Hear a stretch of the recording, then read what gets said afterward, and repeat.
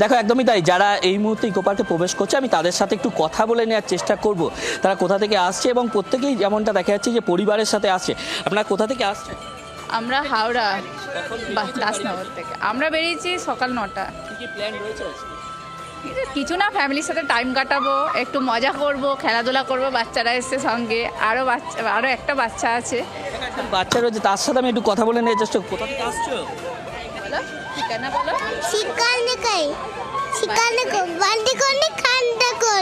আজকে কি প্ল্যান রয়েছে সারাদিন? বলো, খুব মজা করবো। খুব ভালো গল্প। যেমনটা তারা জানাচ্ছে যে কচিকাঁচা থেকে ধরে সকলেই যে সারাদিন আনন্দে মেতে থাকবে, এবং আরও কয়েকজনের সাথে আমি কথা বলে নেওয়ার চেষ্টা করব যারা সকাল থেকে এখনো ইকো পার্ক খোলেনি, বাইরেই আনন্দে মেতে। হ্যাঁ, আমরা এখন ব্যাডমিন্টন খেলছি সবাই মিলে। কোথা থেকে এসছো? আমরা উত্তরপাড়া। যেমনটা মানুষজন জানাচ্ছে, কেউ হাওড়া, কেউ উত্তরপাড়া, বিভিন্ন জায়গা থেকে তারা কিন্তু সকলেই সকাল থেকে কিন্তু ইকো পার্কের সামনে ভিড় জমিয়েছে, এবং আর যেমনটা জানাচ্ছিলাম যে সকাল 11টা নাগাদ কিন্তু ইকো পার্কের গেট খোলা হবে এবং তারপরেই মানুষজন কিন্তু ভেতরে প্রবেশ করতে পারবে। সঙ্গে থাকো সৌমেন সঙ্গে। বাংলার আওয়াজ, বাঙালির আবেগ, জি 24 ঘন্টা।